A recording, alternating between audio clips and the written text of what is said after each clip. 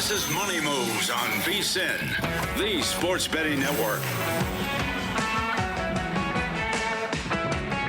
Another awesome football weekend in the books as we welcome you into this Monday edition of Money Moves on VSiN, the sports betting network. He's Jonathan Von Tobel. I'm Stormy Buonantony. We're live as always in downtown Las Vegas at Circa Resort and Casino, the world's largest sports book here at Circa, at our backs. And I know you are not typically the type of person to come in on the show on a Monday and take a victory lap and be all cheers and smiles, but I got to pump you up for a second. No, we don't. You crushed it this weekend. 7-1 on the picks, clean sweep in college football. You did great. I appreciate it. The last time I think you did this, then I went like 0-5 and lost like 6 teasers the next weekend. Stop it right now. When that eventually happens, I'll blame you. The teasers were not because of me or you. That was just an era of the NFL season that we're beyond now. We're past. Hopefully we're beyond it. That would be nice. But no, it was good to have a good weekend. Actually, I think it was a good weekend of just general football. That to me was a big takeaway. I was telling our friend Kendall Valenzuela on her show earlier today that just the week was great. There were all good games. The afternoon slate that we were all really looking forward to really paid off in terms of entertainment and in terms of wagers. So let's see if we can keep that going. But, yeah, it was a good weekend of football for sure. Yeah, a lot of great games over the weekend. 5 games, by the way, decided on the final play, including one of those games in the afternoon that all eyes were on in Kansas City Chiefs and Denver Broncos going head-to-head. And we have now seen the shift in the power dynamic of the AFC West with that win for Denver as they walk it off. They're minus 320 favorites in the division now with the 22-19 win. And as much as we want to talk about Bo Nix, what he's been able to do in clutch time has been pretty special throughout the course of the year. He's special. I'll poop on it for a little bit. So Okay. unsustainable, right? I mean, you can't just consistently ask a team to trail. I mean, you mentioned it, right? They've trailed in every one of these games? Yes. Yes. So That's what I wrote in the rundown. Yeah. Like they're on this crazy win streak and they 8th straight win and they've Yeah. trailed in all of those games. So, like, you can't I'm sorry, you can't do that. Now, you can do it over the course of a small sample size, so maybe it's just going to be sustainable enough for them to get all the way through. But, I mean, let us look at the team that they just beat yesterday. The Kansas City Chiefs did get away with murder over the course of an entire season, but then the ground fell out when they met a better team in the Philadelphia Eagles, and they got smoked in the Super Bowl. They still got all the way to the Super Bowl, And that's what I was about to finish with, so maybe it does. Maybe it allows Denver, maybe they just keep this going. I'm willing to bet, though, at some point the bottom's going to fall out. And I would note and push back on, statistically, across the board, Mahomes had been playing better than what Bo Nix has been giving the Denver Broncos. So I think that this is probably going to wear out at some point. But who knows? Maybe they just go an entire season, get it done, and win a Super Bowl. And they're going to come back from down 10 in a Super Bowl as well. And he be able to win these games. But I think logic would tell you, and what we've seen just over the course of sports, the way they're winning these games is not something you can continue to do. If the playoffs ended today, the Broncos would be the number 1 seed in the AFC. Undeserved. And the Chiefs would not be in the picture at all. Yep. But to your point about the sustainability, last year, and what he's referencing is what the Chiefs were able to do in close games. They were 12-0 in one-score games a season ago. This year, 0-5. Yep. And that one, obviously, again, last night as well. I mean, think about this. This is a very simplistic way to boil this down. The Broncos, despite being 9-2, only have a point differential of plus 65. That is only 8 points better than the Houston Texans. So, Okay. like, to the point of, like, can you keep doing this? I would say probably not. But who knows? Again, football is inherently a small sample size sport, so you can maybe do it for the course of a season. Also in that afternoon window, we saw the Rams take the outright lead in the NFC West for the first time this season. They beat Seattle in what was a 4-interception performance from Sam Darnold. And what I thought Do you call that a performance? What I thought was funny, though, ultimately, because we were on the air yesterday for Live Bet Sunday, watching a lot of those early window games together and previewing what we thought we were going to get in this game. And in that conversation, we were kind of digging into Josh Allen because he had the early interception and then another turnover worthy play. Ended up having 2 on the day, but he goes on to have 6 interceptions. 6 touchdowns total in the game. And we're talking about Sam Darnold not getting the respect he deserves in the MVP conversation and kind of comparing and contrasting those two things, where Josh Allen actually ended up having a pretty baller stat line at the end of this thing, and Sam Darnold turned into a pumpkin. Yeah, after the second one, I knew Darnold was done. And come on, when it rains, it pours. You lose track of them. And here's the thing, like, some of them were bad. The weird interception where he escapes pressure and then tries to throw a jump pass like across the field and it gets intercepted by a guy just standing there. I mean, they have no one to blame but themselves. Also, and I think this falls on his shoulders as well, and they were noting it on the broadcast too, the weird lackadaisical nature with which they were kind of playing down the stretch, walking up to the huddle, kind of setting things. It's like, bro, you've got like less than a minute left, and we're just kind of strolling and doing our thing here. It really didn't make any sense. But look, I will say this. This is a joke on social media where you take a bad performance. I come out of that more impressed with Seattle. Seriously, like their defense was great. They turned over the ball 4 times, and it was still that close of a game when all said and done, had a chance to win. To your point, yes, they turned it over 4 times, and they were lining up for a potential game-winning field goal. Like Seattle defensively was so good. Jackson Smith-Njigba is the best receiver in the National Football League right now. There's really no question about it. That was despite the loss. I wanted to come in today and call me crazy. Be like, call me crazy, but we were right. They're the best team in the NFL. Yeah. It's just that their quarterback threw the game away. Yeah. Felt kind of like Brock Purdy a couple years ago when he had the 4-interception game against the Ravens, and you're like, all right, well, anything that we can do for you now, that's that performance. From an odds perspective, he went from as low as 10-1 back out to 50-1 now. Meanwhile, Matthew Stafford, who's riding a streak of 22 passing touchdowns to no picks over the last 7 games, plus 150. He's your favorite right now. He should be. For as many good games as there were also a lot of tough ones to watch. As we were talking about the AFC West, the Chargers getting just rocked from the Jacksonville Jaguars the way that they did. Also, a lot of bad calls. I don't know if there's one more egregious than late in the game against the Detroit Lions on Sunday Night Football in primetime. And I'll set the stage for you. Lions are down 16-9, 1:47 to go. Eagles at their own 38. Jalen Hurts on 3rd and 8 throws an incomplete pass to A.J. Brown. It is as good a coverage as you could ask for from Rock Ya-Sin in that moment. He's flagged for PI. And I loved Collinsworth in the moment calling out how absolutely awful it was, and that if there were to be PI on the play, it was probably an offensive push-off. Mm-hmm. And I know who's to say what the Lions would be able to do if they got the ball back in that moment with the time, because obviously their offense was not having a good day. The Eagles' defense came to play. But you wish you could have seen it, right? Like, that's just a terrible call and a terrible moment. No, it was pass interference. Well, you have Eagles minus 2.5, you fool.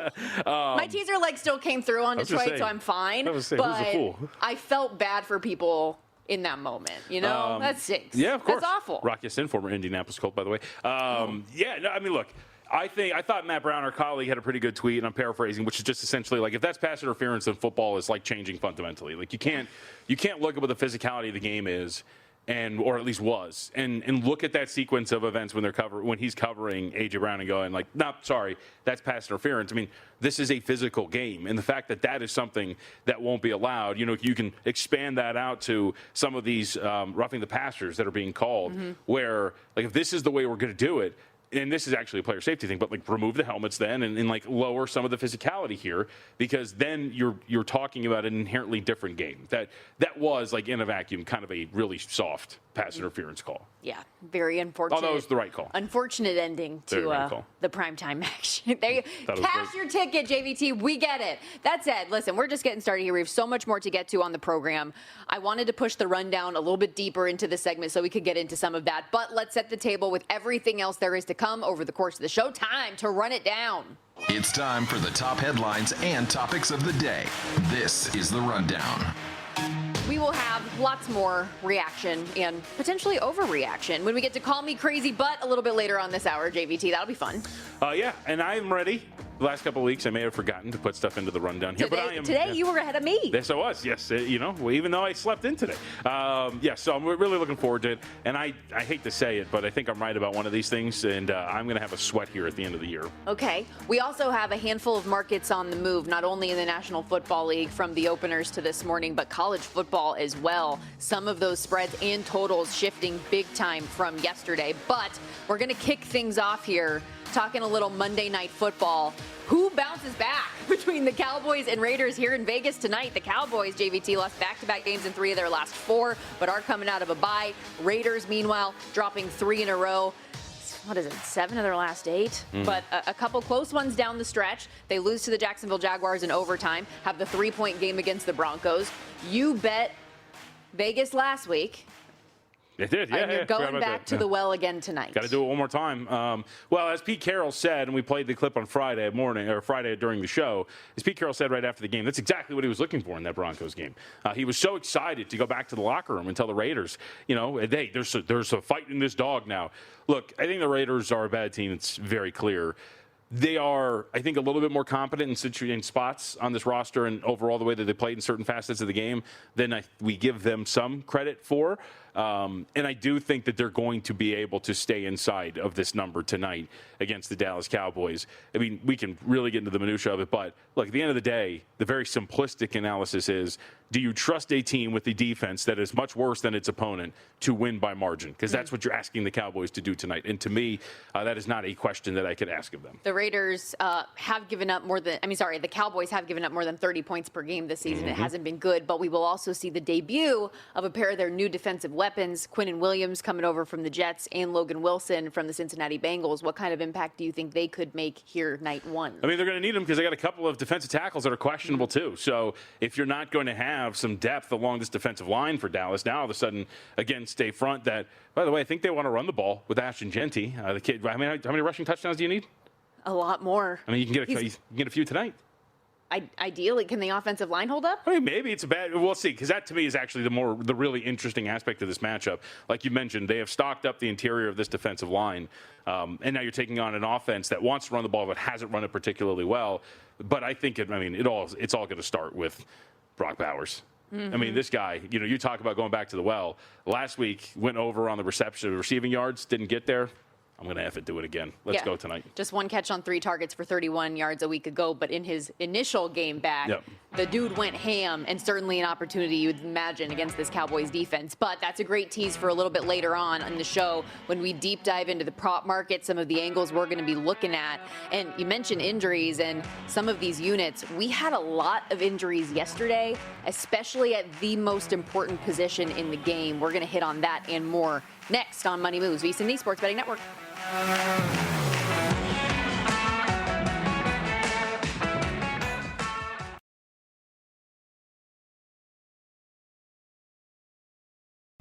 You're watching Money Moves here on VSiN, the Sports Betting Network.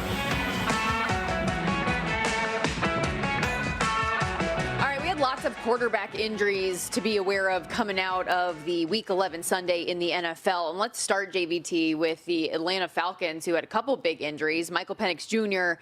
and Drake London. But let's start with QB1. Penix had to leave the game in the third quarter of the eventual overtime loss to the Carolina Panthers, re-aggravating the bone bruise that was in his knee that held him out for a game already this season. Adam Schefter reporting, though, it's potentially a season ender, and also added Penix will, quote, be seeking a second opinion, but it's not encouraging. It is worth noting that this is not the same knee that he needed to have multiple surgeries on in college, but a re-aggravation of a prior injury nonetheless. And we have seen a flip of favorites now in this game with the New Orleans Saints, of all people, coming up for Week 12. Atlanta was a 2.5-point road favorite. They're now sitting a 1.5-point road dog. Should they be? With Kirk Cousins at the helm. Yeah. What do you think? Do you think they should be? Is that worth that move in your mind? I think it depends on what you view of New Orleans at this point. That's also a big layer of it. I mean, it kind of depends on what you view Michael Penix as, right? Mm-hmm. I mean, if you sort and you just throw away some of the guys, if you just go by qualified signal callers so far this year, Michael Penix, let's go with a metric that maybe more people will respect. Expected points added and completion percentage over expected composite. Michael Penix Jr. ranks 26th in the National Football League. By PFF standards, in terms of passing grade, Michael Penix Jr. ranks 36th in the National Football League. I don't know, man. I don't think he's played particularly well. Yeah, I know that there's these big explosive plays, and there is, I think, something that comes off the screen when you watch them. But one of the reasons why this team has been as inconsistent as they have been, I think, is him. And so now you ask the question, is the difference between Kirk Cousins and Michael Penix Jr. really that? Would it really be worth the point where you're flipping that far? I think they're still kind of close to one another, if not equals from a point spread perspective, personally. Do you think maybe this is just based on what we saw in the short sample size from Kirk Cousins at the end of the game yesterday? Because it obviously wasn't good, and he didn't do enough to help them earn the win in that spot against a division opponent that already shut you out earlier this season. And last year, I know he had his fair share of issues, but I was somebody that really blamed that on the injuries that he was kind of forcing himself to play through more than his skill set, because you remember at the beginning of the year, he was playing really well. Right. So I don't know what version of Kirk Cousins we have at this point, I guess, is my question as well. No, I think that's really fair. I think that's a fair question to ask.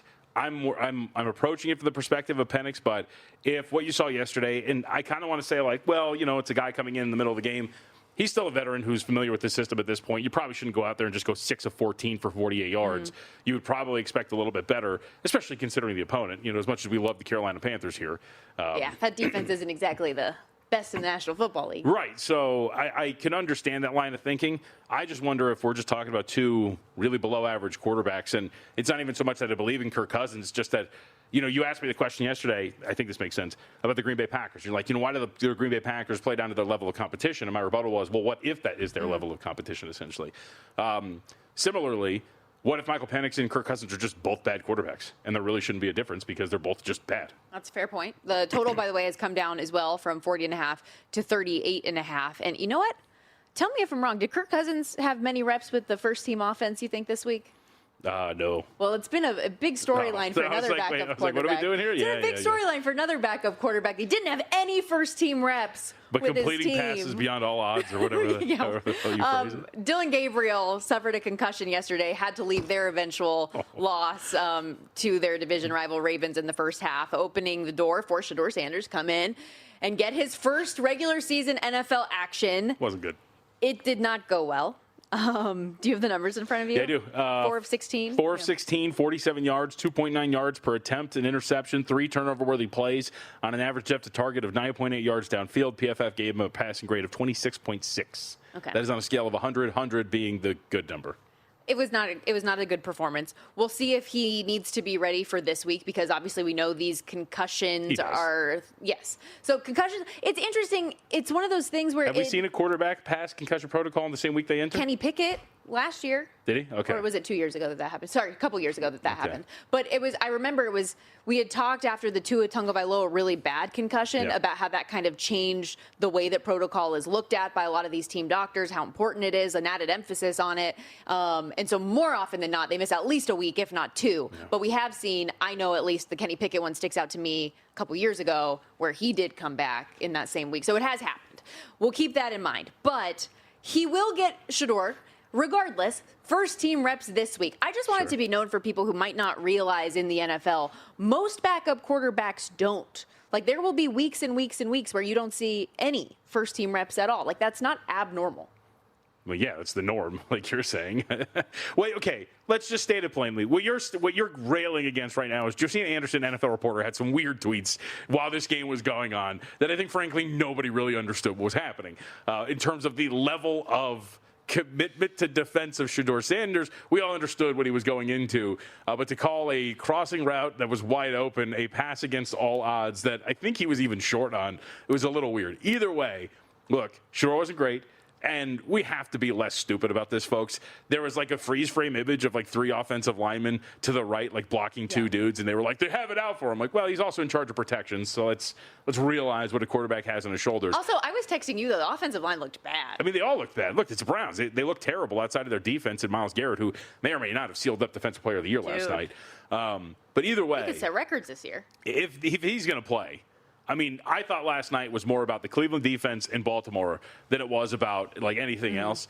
This Cleveland offense stinks. And I think you can look toward next week and say, all right, like you're going to be tempted to play even these ugly games like under the total against Las Vegas. Total's 37.5. I think you can make the argument the game goes under. Las Vegas is not a special offensive team by any stretch. This should be a very disgusting game out here in Las Vegas. With Shedeur, the guy who was supposed to be the face of the franchise. Everybody thought Shedeur was actually going to be, remember, during the draft process, he was at a WNBA game or whatever, meeting with Mark Davis and coming out to Las Vegas. So now maybe he gets a little bit of revenge. I don't know what the revenge would be for, but it's going to be a bad game. I'll say, like, I did like listening to his post-game comments after the game. He was very mature and talked about how much he doesn't like losing and how much work that there is still to be put in. And obviously this week, though, I think gaining a little bit of cohesion and chemistry with your teammates. We'll see if that makes a difference. Against the Raiders defense, it's not very good, especially against the pass. They're a middling at best defense, so we'll see. You'll have the rest advantage. I mean, they're playing on Monday night, and you got to play them again the next week on a Sunday. It's a one day, but who cares? I will say, did you notice, I was watching the game with, actually, Raiders beat reporter Adam Hill of the Las Vegas Review-Journal yesterday, and as he had pointed out, the second Shedeur got sacked for the first time, almost every Ravens defender held up an imaginary wristwatch in celebration. So the kid's got a target on his back for whatever reason, and it is very interesting to watch. And we'll see if that transpires again next week, where you have to face, assuming good health, a very good edge rusher, and Max Crosby. The Bears end up pulling off the win against Minnesota yesterday as a 2.5-point dog. We'll talk about that a little bit more later on. I'm going to hold off. They are hosting a Pittsburgh Steelers team that may or may not be without starting quarterback Aaron Rodgers coming up, who reportedly has a small fracture in his wrist. It is his left wrist, so non-throwing hand impacted here. You want to read my text from yesterday? No. I will not. But he's described as 50-50 for Sunday on the road in Chicago as of now, having some tests this morning, according to Ian Rappaport of NFL Network. Rodgers told people he will be back very soon and does not want to miss a game and is pushing to play. You told who? Are you saying like numerous people or People Yes. Oh, I think you meant like People Magazine. No. No. Okay. Ian Rappaport. Gotcha. His sources I got you. say He told that, people. Yes, Okay. he told people. I thought you meant People Magazine. I didn't even want to say the full quote from Rappaport because he said, told people close to him. Mm-hmm. And remember when he pulled out the people said they were close to me? Yeah. That's a great line. But so I think, like, regardless, there are going to be questions. If he does play, how does he grip the football? What's taking a snap look like? It's even though it's a non-throwing wrist, I think that's still very impactful. Yeah, I mean, we've seen guys play with like offhand injuries at quarterback. You know, what gets funky is like when you're handing it off on the other side. You know, like we've seen some odd motions in terms of handing it off if that is really structurally bothering you. So we'll see. I mean, look, I think as we have covered quite a bit, Aaron Rodgers has been fine. He actually wasn't really playing well in that game before he got injured. I don't know if there's a massive difference between Mason Rudolph and Aaron Rodgers, the way this offense is humming. And as you mentioned yesterday, for whatever it's worth, and DK Metcalf's had a fine season.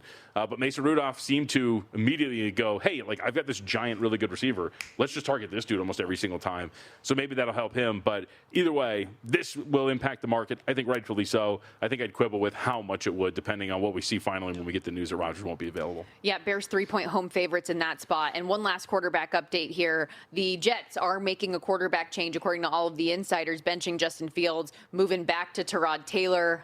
New York has the Baltimore Ravens coming up this week, and Baltimore laying 14 on that early number, total 44.5. And we talk about this a lot, whether it be in the NFL or college football, but this time of the year, the odds are getting sharper. Every edge you can get matters. And that's where we here at VSiN Pro can come in for you and give you the insights and data you need to stay ahead. You can sign up now and get instant access to all of the stuff we have up at the website, daily best bets from our hosts and guests, real-time DraftKings and Circa betting splits, the AI-powered prop tools. We're going to get into some props a little bit later on the show, talking about Monday Night Football, plus our all-new college basketball betting guide featuring the top 50 rankings, futures, season-long prop bets, all those things that you can still get involved with the season underway. Start betting smarter today for just $9.99 or save 50% with our annual plan at vsin.com/subscribe. We're going to get into a little college football coming up after this. Don't miss it on Money Moves. You're watching Money Moves here on VSiN, the Sports Betting Network. The Neon City Music Festival is coming to Las Vegas, and you should come on down too. It's a free all-ages celebration of music, food, art. Experience electrifying performances by Good Charlotte, Deadmau5, Breaking Benjamin, Two Friends, and more. This festival without fences is going to bring you mouth-watering food, stunning 3D graphics in the Viva Vision screen, and jaw-dropping performances. And get this, again, it's all free. The fun starts coming up on Friday, runs through Sunday. It's an experience you won't want to miss. Book your stay downtown right here at Circa Las Vegas, where we're broadcasting from. Details at neoncityfestival.com. That's neoncityfestival.com. Two Friends is one of my favorite DJs. I mean, that's fine too, but I just noticed that Waka Flocka was going to be here. Oh, yeah. I might be down for that. Do Flocka Rant Volume 1, one of the best mixtapes of all time. And Two Friends, if you are not listening to Big Booty Mixes, I don't know what you're doing. Two Friends. Big Booty Mix. Okay. And they've got like 1 through a zillion. When I was working for the Golden Knights, that's how they would set their locker room music. Okay. And so, like, some of the mixes are just awesome. If you're ever looking for anything to go run to or work out to, or you just need music playing, like, it's legit. Highly recommend. I'm so pumped they're coming. That's so cool. So this is their original music? No, they're DJ. They do both. They make their own. They make their own music and they mix. So their mixes are some of my favorites. No. Waka Flocka, please. Oh my gosh. Hopefully, Woo the Kid shows Get up. out of town. Be very down with that. You ready to get into a little college football here? If I have to. contractually obligated to do so. I'm going to say that, yeah, I'm going to make you do it here. So there were a lot of interesting results over the weekend, a lot of which are going to impact the college football playoff side of things. We'll get that second set of rankings coming out tomorrow night from the College Football Playoff Selection Committee. But one of the more interesting results to me, even though it's a top 3 team that gets another win, was what Texas A&M had to do to come back against South Carolina. Although I will ask you this, what was the wilder experience that game? What we saw in the second half, or the patrolman that totally knocked into the South Carolina? What? Tried to escalate like immediately. Like, yeah, let's relax. Let the fandom get to you a little bit there, buddy. Yeah, just I'm not gonna say anything. Yes, so let's just. That was a wild game. I think that's Crazy. what you do when you're every once in a while. Indiana experienced this a week ago. Where, look, you're going to find yourself, it's hard, especially college kids, to maintain that level of dominance every single week. So I'm not going to fault a Texas A&M for in a conference game almost losing a contest like that. And I think a lot of people expecting them to drop, or I saw some conversation, I was like, why? They won the game. You're going to face these issues every once in a while. I guess my one question would be because and they're undefeated, right? Like they are 10-0 compared to Georgia, who is next in the projected rankings, who does have a loss on their schedule, albeit by a field goal. But the question I would ask is just about like eye test. If there's anything to the last couple weeks, yes, you beat a ranked Missouri, but they're without Bo Prabula. Yes, you come back and beat South Carolina, but you also were in like the biggest hole that we've seen in the SEC in the last 2 decades. Meanwhile, Georgia has been on the ascension in a big way. And they do, like the committee says every week they wipe the slate clean. I've done the mock selection committee thing out there in Texas. Yeah, it's a pretty cool experience. And they talk about that how every week they go through from top to bottom. Reassess. Yeah, and reassess. So it's not like they're looking necessarily super closely at where they ranked a team the last week. They're trying to come with it with a fresh set of eyes. So I could see that happening, but I doubt it will, because you want to give the benefit of the doubt to the undefeated team over the one-loss team. Yeah. So I wanted to focus on the point that you made, which is Georgia looks pretty damn good, man. Yeah. when this was, I think, one of the things, especially on defense, where you evaluated Georgia, and one of the, I think, issues they were potentially going to run into. I'm surprised you even want to talk about this, because you haven't been heard from since you picked Texas I had the audacity to pick Texas on a hit on Sirius XM, and one old man, I'll let you guess where his allegiances lie, has tweeted me like 10 times since Friday night. Hasn't been heard from. Nowhere to be found. I was like, I did a Sirius XM show like 2 days later. Anyway, so I picked Texas in that game, and I'm here, all right? But Georgia's looked really good. Like they've impressed me. They've gotten better week to week. One of the things that has stuck out was their but we talked about this during the week. Statistically, their profile does not look defensively, especially against the pass, like a Georgia team of old.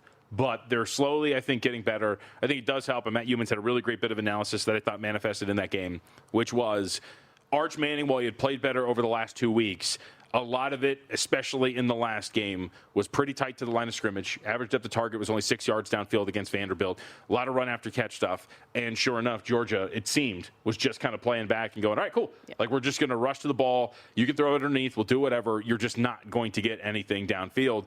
And I think that really hurt Texas. And Georgia's offense, it looks like it's getting better almost every single week. I thought that was a pretty impressive performance against a pretty good Texas defense. And frankly, Stormy, watching the game, even though they could have made it somewhat tight, I don't think that Texas was really in that. Like, I watched that the whole time thinking, I'm not getting this at all. There was never a moment where I thought Texas was going to stay inside of that number after about the first quarter. I thought they were going to get boat raced, and they kind of did. When it comes to the SEC title game odds, Texas A&M is your favorite at plus 155, but Georgia, they're at plus 220, yep. Alabama plus 230, Ole Miss on the outside looking in there, but plus 850. Georgia plus 220 to win the SEC, around 10-1 to win it all. That's something that caught your eye? Do you think that they're 10-1? How many teams do you think, given the way that Georgia's playing? I think they're absolutely a legit contender, and they are sitting in one of those positions to potentially get a first-round bye. Yep.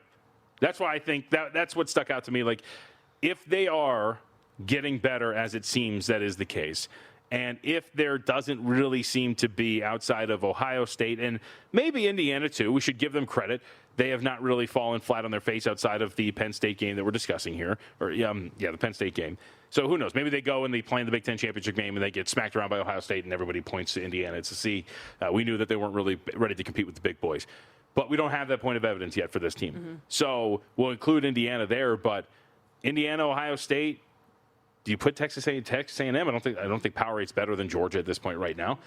Georgia 10-1 with the ability to get one of those buys? Absolutely. I know you're not an odds maker, but what would you set? Well, don't. Okay. I was just going to say a Georgia A&M. Georgia A&M on a neutral. I would assume that Georgia is favored. Don't quote me on the number. I would think, though, that they're definitely favored, and I would say, I don't know, maybe 3. Don't quote me on that. I'm terrible at college odds. Where do you sit on somebody out there's like, it's a 7 the other way? Like, okay. Something that I know you and I have taken specific interest in this season, and we kind of do every year. We're interested in the little guy. Our favorite league to cover and really dive into is the Mountain West Conference, but the Group of 5 bid. Where do you sit on all of that right now? Last week in the CFP rankings, USF was in that standing spot, but they obviously lose to Navy. How do you view Navy? How do you view North Texas? How do you view JMU? Well, I want to ask about James Madison. So I was curious. You know, I've listened to a bunch. I'm sure you do, like college football media. And the common thread that I hear is a dismissal of James Madison as a potential Group of 5 rep. And again, the assumption here being that James Madison, again, has to run the table. Their only loss is Louisville. They have to win the Sun Belt. James Madison, unlike these American teams, which continue to get picked off like flies and yet maintain their spot in a college football playoff ranking. 4 one-loss American teams right now in the conference? Something like, in the conference, in conference play, But JMU, like I've heard a lot of just outright dismissal. No shot. Don't even bring it up. It's not going to happen. And I'm curious as to why. I mean, some point, their odds to make the CFP elongated from plus 190 to plus 290 after just putting a shellacking on App State by 48 points. So now I was just curious because I was like, okay, like where do they stand? And this is one person's opinion, so you can take that with a grain of salt. But I texted our buddy Adam Burke, who is, of course, our managing editor here at VSiN.com. And I was like, hey, run through your numbers if you can and tell me what you would make some of the numbers JMU versus these American contenders, as I called them. He came back with James Madison minus 5.5 against Navy. North Texas as a 1.5-point favorite against James Madison. USF as a 3.5-point favorite against James Madison. A pick against East Carolina, and James Madison a 1-point favorite over Memphis. So the whole point here being is that there's really not that big of a gap from a power rating standpoint, according to one guy, between all these teams. And so I do wonder if we're doing a little too much, like these media members. And again, the council is going to be the one that decides this. But I just feel like, man, we are really easily dismissing James Madison as they kind of just continue to maintain this pace of being very clearly the best team in the Sun Belt and at least potentially pretty close on a neutral to every single one of these teams in the American. I know the strength of schedule, the thing that dings them the most, but they have been, to your point, like perfect in conference. Their lone loss is on the road at a Louisville team that was just in these rankings a couple weeks ago. I mean, boy, did they collapse the last 2, but they have double-digit wins over everyone but an early October game at Georgia State, a game in which they still won by a full touchdown. They host Washington State this Saturday, and then they end the season at Coastal. Currently ranked 21 in the AP poll, which is above North Texas and Tulane. But as we know, the selection committee does things differently. I'm really interested to see what happens. That is what I am most curious about. I think that's been it the last few weeks. Like, who cares about the top? It'll figure itself out for the most part. I want to know what happens to this Group of 5. No question about it. We'll have more college football a little bit later on, especially when it comes to all of the lines that have moved, looking ahead to Week 13 Conference in winners. College football. Oh, yeah. Aztecs still alive after a big win. Some good stuff, ladies and germs.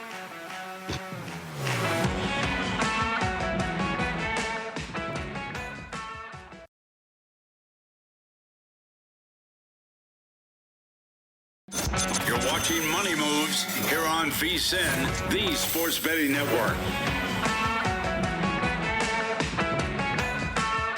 Put on your tinfoil hats. I feel like I'm taking crazy pills. The whole world gone crazy. For Call Me Crazy, but All right, time to overreact and call me crazy, but Stormy Buonantony, Jonathan Von Tobel with you, or potentially just properly react, right? And let's get started in the NFL. In case you missed it, in yesterday's Steelers-Bengals game, some things got heated between Steelers corner Jalen Ramsey and Bengals wideout Jamar Chase. Their first dust-up in the fourth quarter led to both guys getting an unsportsmanlike. They got a warning that, hey, if anything else happens, somebody's going to get ejected. Following a timeout after that, the two of them got right back into it, and ultimately Ramsey was ejected when they saw him grab Chase's face mask and throw a punch at him. Chase remained in the game, despite what we ultimately ended up seeing on the broadcast was him spitting at Ramsey.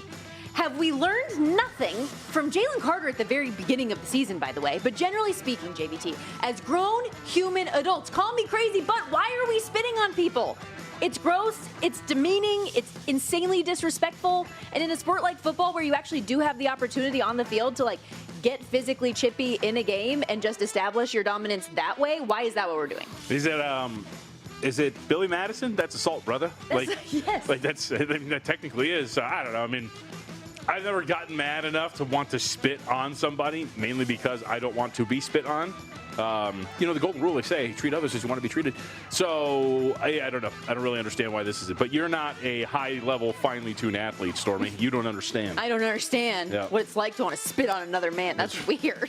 The NFL is reviewing. Cut that, please. Is reviewing the tape, by the way, to make a determination on what those next steps will be. I don't know what you're reviewing. He very clearly spit on him. If there's a suspension, which, he very clearly spit on him. Yet this is what Jamar Chase had to say after the game when asked about it. Exchanging words. He was saying that you spit on him. Did you spit on him? I ain't never opened my mouth to that guy. What do you think prompted the reaction from him? Well, he don't like some of the words I told him. We've been going back and forth the whole time, so I'm sure some got under his skin. So it was built the whole game. It just wasn't on that drive. Mm-hmm. The first time we had a altercation, and then it was the second time. Is that the first time in your career anybody's ever punched you in a game? You see me get punched? It looked like you threw a punch. So, just to be clear, you did not spit on him at all, right? See, that's what he's saying. I ain't spit on nobody. Interesting. Okay, hit me with your first one. I was going to say, yep, you spit on it, dude. Let's see. Okay. The lie detector test has determined that was a lie. I don't know the video, but that's a good, yes, you have a good voiceover, airline voice. Thank you. All right, call me crazy. This is going to be so annoying, dude. The Dolphins are going to make a push for the postseason. This is so obnoxious. I cannot stand this. But Miami, of course, over the weekend, we see them in Madrid get a win to improve to 4-7 on the season. They're starting to string some wins together. They've won 3 out of their last 4. Their remaining schedule, one of the easier ones in the NFL, Saints, Jets, Steelers, Bengals, Bucks, and Patriots. At the very least, they can win the next 3 games, no problem. Who knows what's going to happen in that game against the Steelers, although it's at Pittsburgh in December, so maybe Tua just kind of shrivels up in the cold. And they do have to go to New England in Week 18, so maybe that'll save my bacon. But at one point, I'm flying high. Yeah. I got under 6.5 at a good plus price, and I'm just sitting back saying, this team stinks. Might be the fewest wins in the NFL. I was right the whole time. Now I'm going to look up, and they're going to win 4 straight going into that road game against the Steelers on December 15th. Mark my words. On that week of December 15th, we will be talking about the Dolphins winning 4 straight. Why? Because nothing good can happen to me. That's why. I didn't want to make too much of an overseas game that the Miami Dolphins barely won despite facing a team that was dealing with a ton of injuries and despite their coach's best efforts? Yes. And yet, I came in here wanting to call you crazy, but I don't know if I can because of the schedule as you laid it out. And they seem to have not packed it in, giving up on their head coach either. Something that is worth noting here, though, winning games and not making the playoffs could be pretty costly for them. Yep. Already their odds of landing a top 10 pick went from 68% to 53%, a top 5 spot from 25 down to 11. So worth noting there. I mean, it's ridiculous. Don't win games, but they're going to make a push for the postseason. This is going to be stupid. I cannot believe this is going to be a sweat. All right, how about this one? Not only is the Chiefs' streak of 9 straight divisions coming to an end, call me crazy, but the Chiefs might just miss the playoffs altogether. You can't do this. I actually don't like this one at all. So I'm crazy. No. You can't say might. Yeah, of course they might. I need a declarative yes or no. Call me crazy, but the Chiefs are going to miss the freaking playoffs. There we plus go. 160 on the no, baby. There we go. I want a declarative statement on this. Yeah, I mean, look, you might be right here. I can say might. Because here's the thing. You're the one making the statement. Look, the inverse, as we were talking about earlier today, it's biting you in the ass. You can't just keep winning all of these one-score games because at some point the coin starts to go tails. And that has now started to happen to this team in this season. Now, all of a sudden, they can't win a one-score game to save their life. It's fascinating the way that this works. So I'm with you. I mean, look, the AFC is kind of crowded, and the AFC low-key stinks. So maybe they just limp in because of how bad it really looks in the conference. Right now, and this is the other thing that's going to be annoying, what did I say? The Texans are going to find their way back into the playoff hunt. They're now 5-5. They're the 8th seed. They're ahead of Kansas City. They're right behind the Jacksonville Jaguars. The last seed is going to be some awful team, and it might just be the Kansas City Chiefs. Where are you going next? All right, let's see. Call me crazy, but the Packers are the most overrated team by the betting market. We're doing this again. I can't look here. It fell right on the number. That's fine. We watched this game closely. I mean, they were giving up red zone drive after red zone drive to the New York Giants and Jameis Winston. We continue to find ourselves asking the question, oh man, why does Green Bay find itself in these battles with some of these bad teams? Maybe it's a team just like that. Maybe they are just a team that is on the level of the, God forbid, New York Giants or the Carolina Panthers or the Dallas Cowboys. And maybe we have this inflated sense of how good this team is because there is, I think, so much clinging on to the Toyota-thon run from Jordan Love 2 years ago, as opposed to really focusing on what he's been over the larger sample size of his career, which has been a barely above average quarterback. And again, we saw it yesterday. He made a couple of good throws, but again, you had to turn away the New York Giants at the end of the game. You're constantly finding yourself, and we're asking, why are they playing down to this level of competition? Maybe this is their competition. But especially that game, the talent disparity is staggering between the Giants where they're at right now. They don't have Jackson Dart. They don't have Cam Scatterbo. Right. They don't have Malik Neighbor. Every player that was a star on that team almost unavailable. And yet, you are down to the wire with that team. You lose to the Panthers. You lose to the Browns. I do not have faith in this team at all after call me crazy, but week 1, we were saying, is this team a Super Bowl contender? Yep. I mean, so I was listening to one NFL pundit, and I can't remember what they uttered the statement, which was, the Packers are going to be playing January football, and they need to get this figured out. Are they? They're 6-3-1 in control of the 6th seed right now. You still have a schedule in front of you that does have some challenges on it. You've got the Lions, the Vikings, the Lions, 2 games with the Bears, the Ravens, the Vikings once more. That's not a schedule that a team that has lost to the Browns, lost to the Panthers, tied with the Cowboys, and scuffled with the Giants is just going to roll over. Well, you want to miss the playoffs ticket, plus 270. That's the number for inquiring minds. And we should note, obviously, knee injury for Josh Jacobs. So. Yes. How about this one? And I'm saying this as somebody who, the two of us, laid 2.5 with the Minnesota Vikings in the contest this week. Call me crazy, but I think I'm glad that the Vikings couldn't finish the comeback. Of course. Because I don't think I could handle all day today people talking about how clutch J.J. McCarthy is. And boy, this guy's a winner. All he does is step up in the big moments when he's played terrible football. I sent one to you yesterday before the game was over. Oh yeah, was that Emmanuel Acho? He's clutch. No, it's not. You can't keep doing this. And I'm with you. I mean, I'm just more of the betting thing, which is if I bet on a team and they don't, I don't want a 1-score victory for you. I don't want that. I want you to just lose the game. Yeah.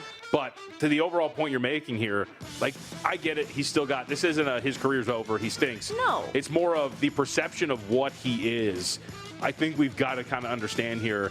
I don't think he's that. And there was a lot of belief that he was going to be a very good quarterback. And wouldn't it just be fitting that Kevin O'Connell fixes Sam Darnold, gets a lot out of these guys, right? We have this long list of quarterbacks that in a Vikings uniform he's done a great job with. But the one guy he wanted, it's I don't know. I don't think 9's got it. I think you phrased that really well, though. It's the perception and the way that he's been talked about that would have bothered me, I think, if they won that game. Do you have one more on the way out? call me crazy, but Seattle deserved to win that game. Rest in peace to all the Darnold tickets, but that was a wildly impressive performance from Seattle's defense at every turn, keeping their team into this thing, forcing turnovers immediately after another turnover by your offense. They should have won that game if they had any semblance of good quarterback play. And again, they still lined up for a potential game-winning field goal. That team is very good, and I actually think, going back to your call me crazy last week, I think you're right. The Seahawks might actually be the best overall team in the NFL. I just don't know if they have the quarterback that can push them over the top. Well, what I'll say is I don't think Sam Darnold, is full pumpkin, right? Sure. It was kind of reminiscent of Daniel Jones a couple weeks ago against the Steelers, where he has 5 turnovers. Sometimes that part of his game, he's still got it in him. He's still got seeing ghosts in him, and that might creep up every now and then, but I don't think that's who he is in 2025.